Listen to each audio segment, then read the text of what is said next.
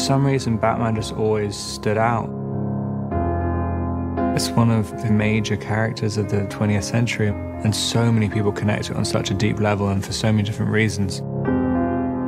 The first conversation I had with Matt about it, I just knew there was something radically different from anything we'd seen in Batman movies before.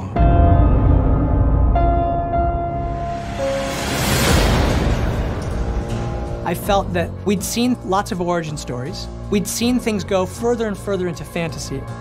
And I thought, well, one place we haven't been is grounding it the way that Year One does, to come right in to a young Batman, not be an origin tale, but refer to his origins and shake into his core. Right from the beginning, there's a desperation to it. He's really working out this rage. All the fights seem very personal. What's so wonderful about this world is the exploration of the gray area. Catwoman really wants to fight for those who don't have someone else to fight for them. And that's where Batman and her really connect.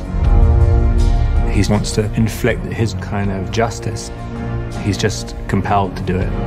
There is no other option.